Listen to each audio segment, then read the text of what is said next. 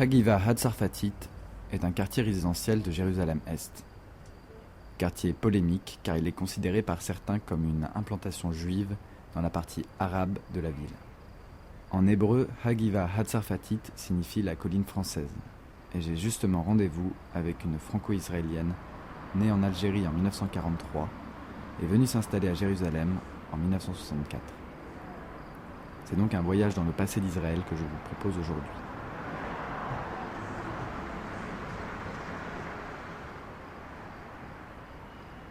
Je m'appelle Suzanne Tov-El. J'ai hébraïsé mon nom. Je m'appelais Abitbol.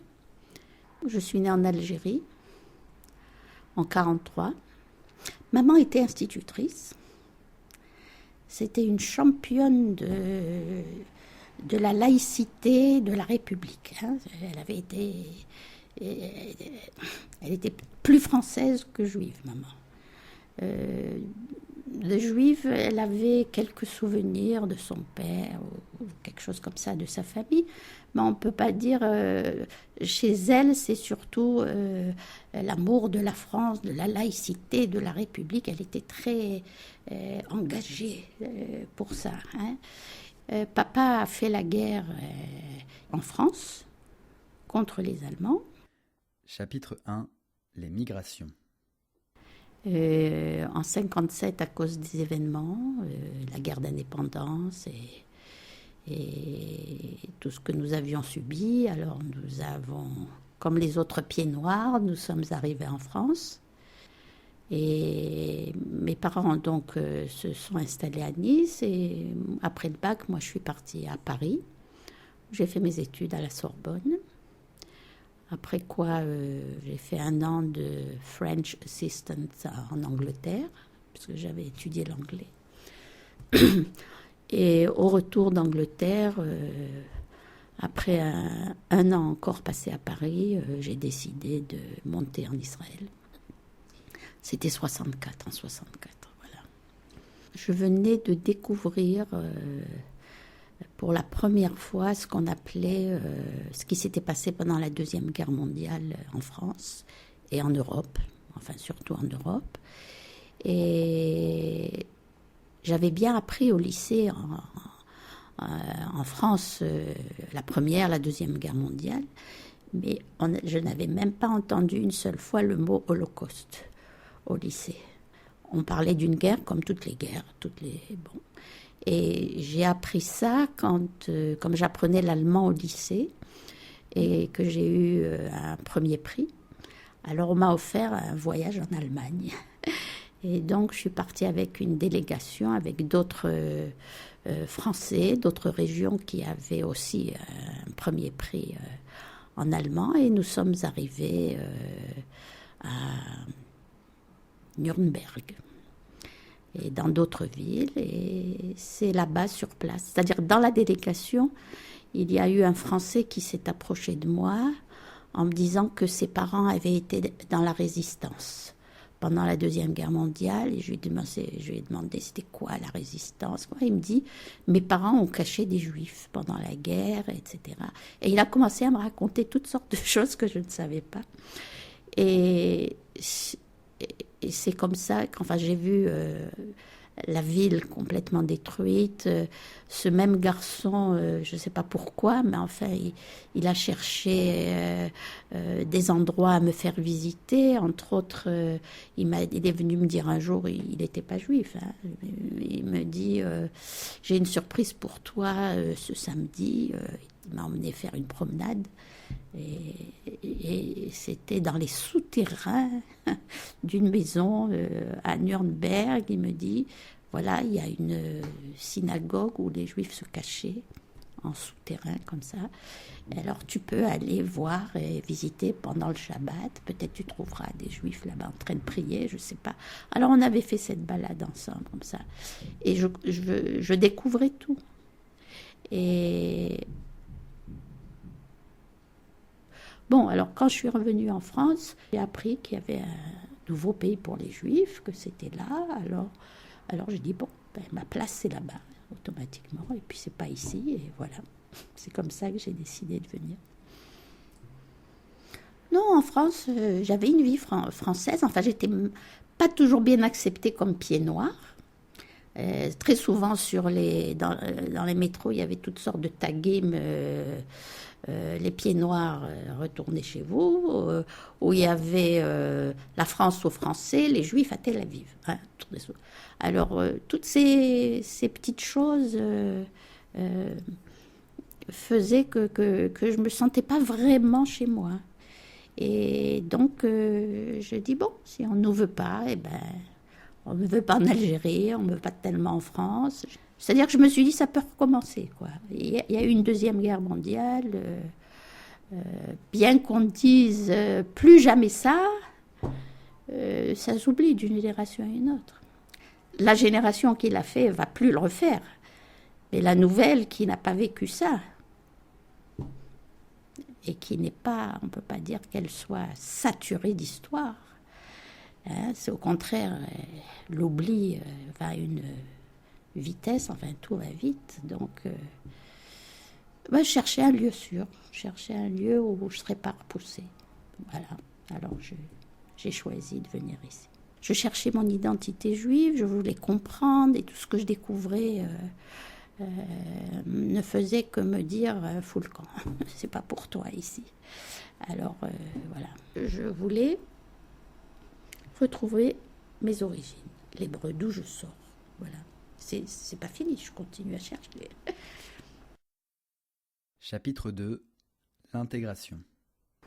Je suis arrivée à Jérusalem tout de suite. On m'a mis dans un foyer d'étudiants avec des étudiants français, mais qui venaient un peu de Marseille, de Paris, un peu de partout. Et on était dans une maison d'étudiants. On était très bien accueillis, on s'occupait de nous. Non, j'ai pas fait l'armée parce que quand je suis arrivée étudiante, j'aurais voulu faire l'armée. On m'a pas acceptée, on m'a trouvée trop sensible. On m'a fait une prise de sang, j'ai pleuré. Alors on m'a dit bon. Et puis alors là, j'ai commencé à voir, j'ai découvert à l'époque ce qu'on appelle aujourd'hui le Bel Israël, c'est-à-dire les valeurs comme l'amour, le respect du travail, le respect de l'autre, toutes les valeurs qui existaient dans le sionisme et dans les kibbutz, etc. C'est-à-dire il y avait une espèce d'échange et de souci de l'autre qui était inné chez tout le monde. Je me disais, je ne pensais pas trouver ça, mais si j'ai trouvé ça, quelle chance, quoi. Et en 67, donc, j'ai vu comment une famille, pendant la nuit des bombardements, m'a gardée, ils ne me connaissaient pas, je ne les connaissais pas. Même en les quittant, je ne savais pas leur nom, ils ne savaient pas mon nom, mais j'étais enceinte, alors ils ont passé la nuit à me porter du lait, des trucs, des machins, pour que je me sente bien. Je vous dis, au niveau de l'humain, c'était magnifique. Depuis, ça...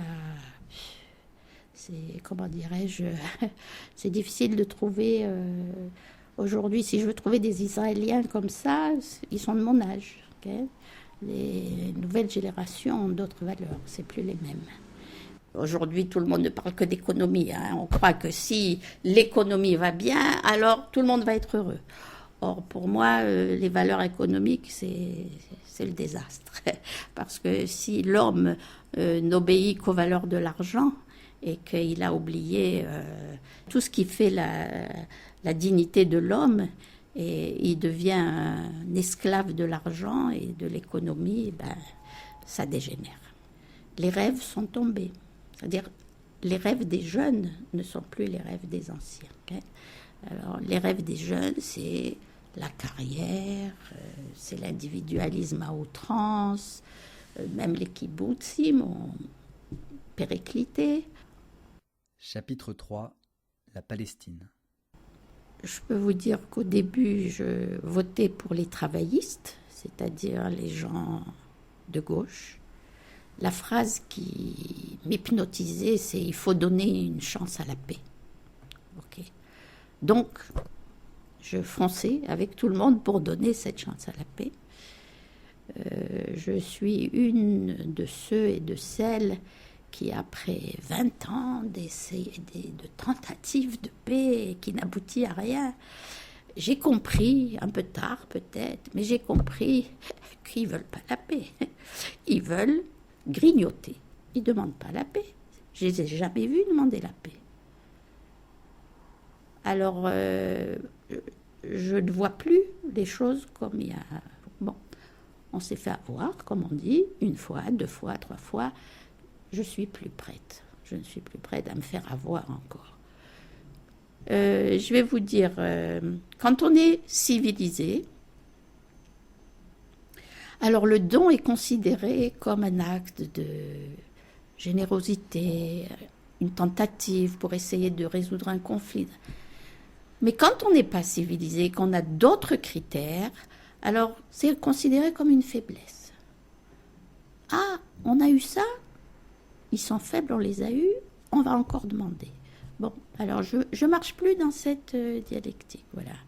Je fais partie quand même d'un certain nombre de gens qui comment dirais-je, qui n'est pas prête à donner toutes les libertés, liberté d'expression, liberté de penser, à des gens qui ne reconnaissent pas la même chose pour moi. Sinon, je me mets en danger. Je suis prête pour un État palestinien aussi à vivre côte à côte, mais à condition qu'ils veuillent la même chose. S'ils ne veulent pas la même chose et s'ils veulent nous foutre à la mer, ben non. Là, non, je me bats. Je vais me battre. Sur le plan religieux, ça leur pose un problème. C'est pas possible que des Juifs veulent revenir ici. Parce que si on revient et que ça marche, alors les prophètes, ce qu'ils ont dit, ils auront eu raison de le dire. Ils ne parlent que de ça. Du retour après l'exil, etc. On était, d'après eux, destinés à disparaître de l'histoire. Et puis tout d'un coup, on rentre.